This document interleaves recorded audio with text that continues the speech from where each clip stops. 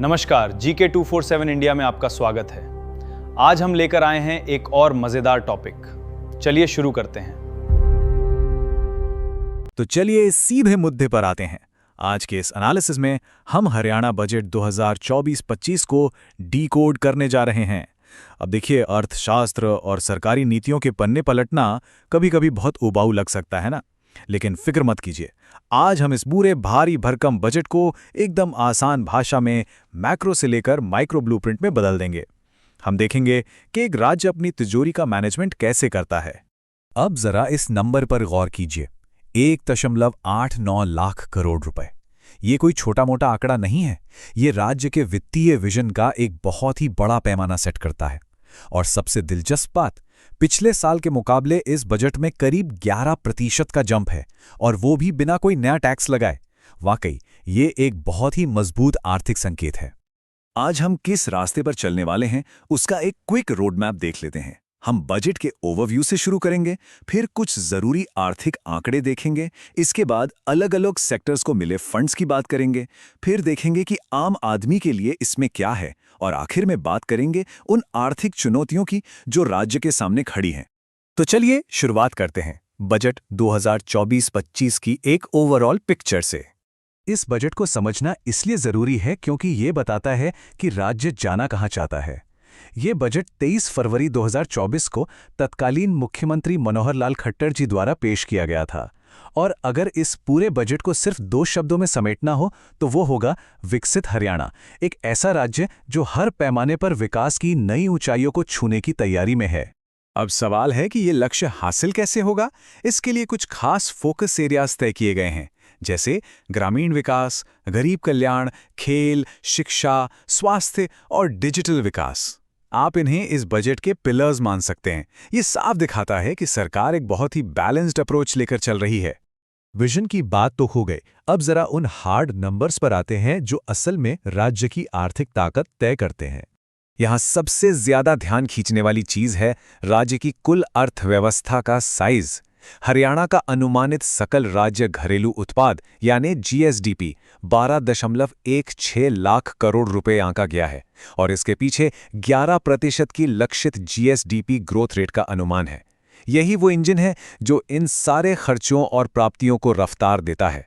खर्चे की बात करें तो अगर आप इस चार्ट को देखें तो कुल व्यय का एक बहुत बड़ा हिस्सा, करीब 1.34 लाख करोड़ रुपए राजस्व व्यय में जा रहा है, मतलब वेतन, पेंशन और सरकार चलाने के रोजमर्रा के खर्चे। वहीं जो दूसरा हिस्सा है, जो कि काफी छोटा है, करीब 16,281 करोड़ रुपए, वो पूंजीगत व्यय के लिए है, यानी वो पैसा जो नई सड़कों, पुलों और नई संपत्तियों के निर्माण में लगाया जाएगा। अब इस बड़े लेवल से थोड़ा नीचे आते हैं और देखते हैं कि इस बजट के पाई को अलग अलग सेक्टर्स के बीच बांटा कैसे गया है। अगर हम टॉप एलोकेशंस की बात करें तो शिक्षा और खेल ने सबसे बड़ी बाजी मारी है, पूरे 20,774 करोड़ रुपए के साथ। इसके बाद सामाजिक कल्याण को 14,415 करोड़ रुपए दिए गए हैं। ये आंकड़े चीख चीख कर बता रहे हैं कि इस बजट में ह्यूमन रिसोर्स और सोशल सिक्योरिटी सबसे ऊपर हैं। और ऐसा नहीं है कि बाकी सेक्टर्स पीछे छूट गए हैं। ऊर्जा, ग्रामीण विकास, पुलिस और सिंचाई, इन सब के बीच फंड्स का एक बहुत ही बेहतरीन बैलेंस दिखता है। इनमें से हर एक सेक्टर को 6 से 7,000 करोड़ रुपए के बीच का बजट मिला है। मतलब साफ है, बुनियादी ढांचे, सुरक्षा और ग्रामीण विकास को एक बराबर अहमियत दी जा रही है। अब आते हैं उस सवाल पर जो शायद आपके दिमाग में भी आ रहा होगा, इसमें आम आदमी के लिए क्या है। चलिए माइक्रो लेवल पर चलते हैं। आखिर ये हजारों करोड़ रुपए जमीन पर क्या बदलाव ला रहे हैं। सबसे बड़ी और सीधी योजनाओं में से एक है मुफ्त बस यात्रा। जी हां, सालाना 1 लाख रुपए से कम आय वाले परिवारों के लिए हरियाणा रोडवेज की बसों में 1000 किलोमीटर की यात्रा एकदम फ्री कर दी गई है। सोचिए, 600 करोड़ रुपए के निवेश वाली ये योजना सीधे तौर पर कम आय वाले परिवारों की डेली लाइफ को आसान बनाएगी। बात सिर्फ सफर की नहीं है, बिजली और इलाज के खर्च पर भी फोकस है। PM सूर्योदय योजना के तहत कम आय वाले घरों को सोलर रूफटॉप लगाने के लिए 50,000 रुपए की एक्स्ट्रा हेल्प मिल रही है। इसके साथ ही चिरायु आयुष्मान योजना का विस्तार किया जा रहा है और 500 नए हेल्थ एंड वेलनेस सेंटर खोले जा रहे हैं। एक तरफ ग्रीन एनर्जी को बढ़ावा और दूसरी तरफ बेहतर हेल्थ केयर। किसानों और युवाओं के लिए भी बहुत कुछ है। आपको जानकर हैरानी होगी कि 1 अप्रैल 2024 से नहर सिंचाई शुल्क पूरी तरह से खत्म कर दिया गया।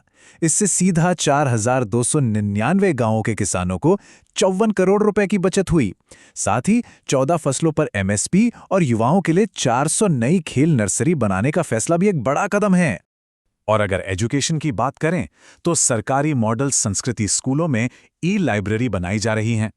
सरकार का पूरा जोर तकनीकी और डिजिटल शिक्षा पर है, यानी तैयारी पूरी है ताकि राज्य का यूथ कल के डिजिटल भविष्य के लिए एकदम रेडी रहे। अब देखिए, ये सब सुनने में बहुत अच्छा लगता है, लेकिन क्या सब कुछ इतना ही परफेक्ट है? चलिए भविष्य की आर्थिक चुनौतियों पर भी निष्पक्ष रूप से एक नजर डालते हैं। विकास और कल्याणकारी योजनाओं के इन शानदार बातों के बीच हमें डेफिसिट यानी घाटे के आंकड़ों को भी देखना होगा। राजकोषीय घाटा जीएसडीपी का 2.8% और राजस्व घाटा 1.5% रहने का अनुमान है। ग्रोथ रेट भले ही मजबूत हो, लेकिन पैसे उधार लेने और राजस्व की कमी का ये जो प्रेशर है ना, ये राज्य के खजाने पर लगातार बना रहता है। और सबसे बड़ी चुनौती क्या है पता है? कमिटेड एक्सपेंडिचर यानी प्रतिबद्ध व्यय। इसका मतलब है कि राज्य की कुल कमाई का लगभग 60% हिस्सा तो पहले से ही लॉक है।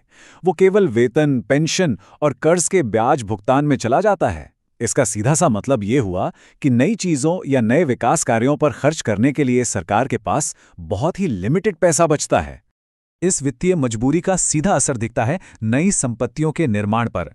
बजट की शुरुआत में पूंजीगत व्यय के लिए 16,281 करोड़ रुपए रखे गए थे, लेकिन जब असल आंकड़े यानी रिवाइज्ड एस्टीमेट सामने आए तो पता चला कि ये खर्च घटकर सिर्फ 12,752 करोड़ रुपए रह गया। यानी प्लानिंग जितनी बड़ी थी, ग्राउंड रियलिटी में भौतिक संपत्तियों पर खर्च उससे थोड़ा कम ही हो पाया। तो इन सभी फैक्ट्स और फिगर्स को देखने के बाद आखिर में हम एक बड़े सवाल पे आके खड़े हो जाते हैं। एक तरफ तेजी से बढ़ती जनकल्याणकारी योजनाएं हैं और दूसरी तरफ लंबे समय तक राजकोषीय स्थिरता बनाए रखने का दबाव। राज्य सरकार इस नाजुक डोर पर बैलेंस कैसे बनाएगी? ये आधुनिक अर्थशास्त्र का वो सवाल है जो हमेशा सोचने पर मजबूर करता है। खैर, आज के इस एनालिसिस में बस इतना ही।